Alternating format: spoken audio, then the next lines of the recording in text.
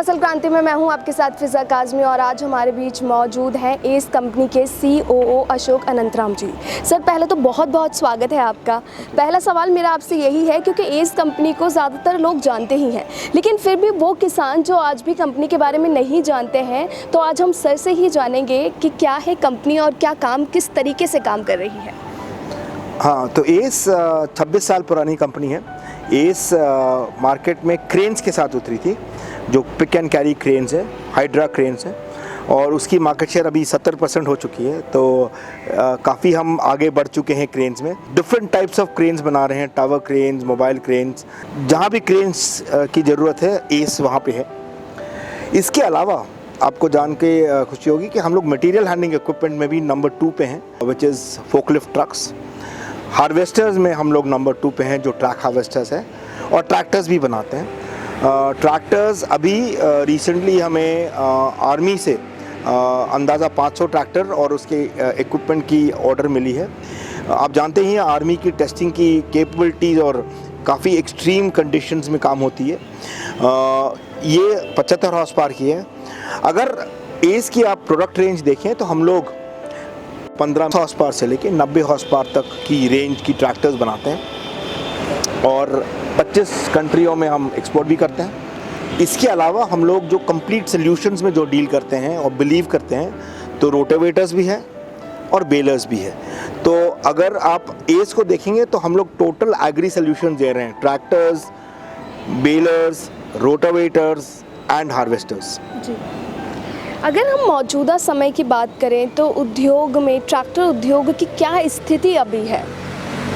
देखिए, tractor industry जो मैं आपको लास्ट ईयर की बात कहूँगा एंड देन इस ईयर की भी बात कहूँगा। लास्ट ईयर पहली बार 2 साल बाद इंडस्ट्री की डी ग्रोथ हुई थी 7%। मैं डोमेस्टिक की बात कर रहा हूँ। 8,40,000 ट्रैक्टर बिके थे। एक्सपोर्ट्स में 45% ग्रोथ हुई थी। टोटल इंडिया में अंदाज़ा 8,80,000 ट्रैक्टर प्रोडक्शन हुई थी और सेल भी हुई थी, जिसमें से 8,40,000 डोमेस्टिक कंजम्पशन में गए और 45,000 के करीब एक्सपोर्ट्स में गए। ये इसीलिए हुआ क्योंकि अगर आप देखें अप्रैल में लास्ट ईयर कोविड की सिचुएशन काफ़ी ख़राब थी और रूरल एरिया में काफ़ी इम्पैक्ट की। लास्ट अप्रैल मई की अगर आप बात करें और इस अप्रैल मई की बात करें तो इंडस्ट्री में 40% की ग्रोथ हुई है, राइट। बने वापस वो डिमांड जो चाहिए था वो वापस आ गया है। इंडिया ऑलवेज इससे 2019-20 में देखेंगे तो 9 लाख के करीब ट्रैक्टर्स डोमेस्टिक मार्केट में बिके। तो इस साल भी यही लगता है कि अप्रैल मई के देखते हुए कि इस साल भी अंदाज़ा 6 से 8% ग्रोथ होगी और 9 लाख ट्रैक्टर डोमेस्टिक मार्केट में बिकेगी। जिस तरीके से कोरोना में स्थितियां काफ़ी चेंज हो गई, किसी को नहीं पता था कि इतना ज़्यादा इफ़ेक्ट मार्केट पर पड़ेगा, लेकिन आने वाले टाइम के लिए कंपनी की यानी एस की क्या स्ट्रैटेजीज़ और प्लानिंग है कि बाज़ार में खुद को एक मेंटेन इस्टेब्लिशमेंट बनाए रखना है और आगे भी बढ़ना है? देखिए, एक चीज़ तो वेरी क्लियरली इमर्ज हो गया कि कस्टमर को वैल्यू प्रोपोजिशन चाहिए। कस्टमर एक चीज़ चाहता है कि कॉम्प्रिहेंसिव सोल्यूशन चाहिए, अच्छे फीचर्स चाहिए, अच्छे प्राइस चाहिए। तो इसी को देखते हुए हम लोग ने नए प्रोडक्ट्स लॉन्च किए हैं, ऑलरेडी लॉन्च कर चुके हैं और लॉन्च करने भी वाले हैं, राइट।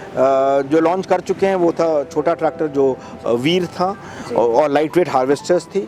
अभी जो लॉन्च करने वाले हैं वो भी वेरी स्पेसिफिक ट्रैक्टर्स होंगे for the export market and also for the orchard special market and for the small tractor market and heavy duty tractors. तो ओवर द नेक्स्ट 3 मंथ्स हमने काफ़ी लॉन्चेस प्लान किए हैं। हमें एक चीज़ वेरी क्लियरली दिख गया है कि एग्रीकल्चर कहीं रुकने नहीं वाला है। एग्रीकल्चर को आगे मेंटेन करने के लिए लोगों को मैकेनाइजेशन चाहिए और मैकेनाइजेशन ऐसे चाहिए जिससे वो अपने आप को इफेक्टिवली इस्तेमाल कर पाए। So all the product launches are along this lines.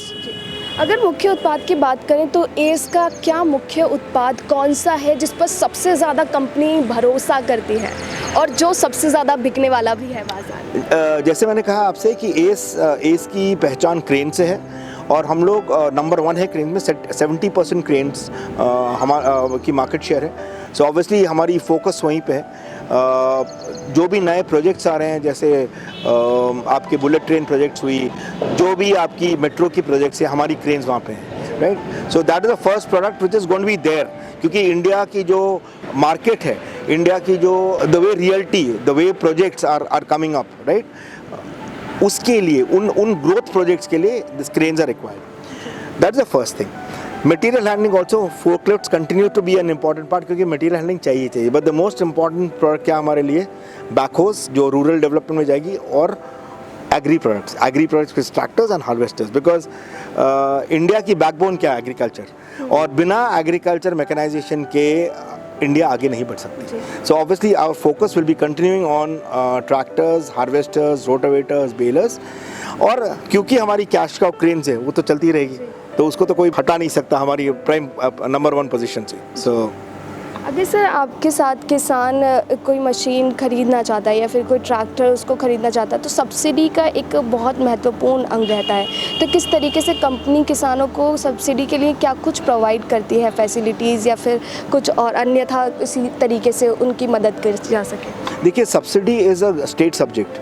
Every government has its own subsidy. तो दी रोल जो मैन्युफैक्चरर प्ले करता है, उनका एक ही रोल है कि अच्छे प्राइसेस दें और उसको एम्पैनल करें उन स्टेट गवर्नमेंट्स के साथ. उसके बाद डीलर हमारे कस्टमर्स के साथ क्लोजली काम करते हैं डॉक्यूमेंटेशन के लिए, जिससे वो अपना सब्सिडी को अवेल कर पाए वो. सो अभी रिसेंटली जो अभी तेलंगाना में जो बहुत इफेक्टिव SC ST प्रोग्राम का सब्सिडीज चल रहे हैं, हम लोग काफ़ी एग्रेसिवली पार्टिसिपेट किए थे उसमें, और हार्वेस्टर्स भी दिए हैं, ट्रैक्टर्स भी दिए हैं, रोटावेटर्स भी दिए हैं. तो हम लोग कस्टमर के साथ हैं. एंड अगर आपको जान के खुशी होगी कि अगर एक पोर्टल होती है जेम पोर्टल करके, जो all the institutional sales, government sales उसी के थ्रू होती है, जेम पोर्टल करके, तो उसमें हमारे सब प्राइसेस एम्पैनल्ड हैं, एनलिस्टेड हैं, और हम लिटरली लोएस्ट हैं उन प्राइसेस में. तो हम वैल्यू प्रपोजिशन दे रहे हैं कस्टमर को.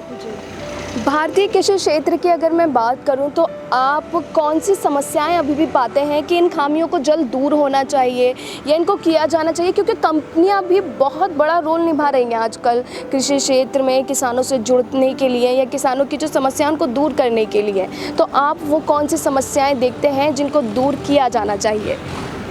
देखिए, एक चीज़ तो बहुत क्लियर है कि फार्मर्स अभी रियलाइज़ करने लग गए हैं कि मैकेनाइजेशन बहुत इंपॉर्टेंट है उनके प्रोडक्टिविटी के लिए, उनके ग्रोथ के लिए. ठीक है, acceptance of certain machines, right, acceptance of certain practices, storage of food, right, cold storage, right, ये 3-4 चीज़ हैं जो कस्टमर को अभी भी वो गैप्स दिख रहे हैं मार्केट में, वो गैप्स दिख रहे हैं, राइट.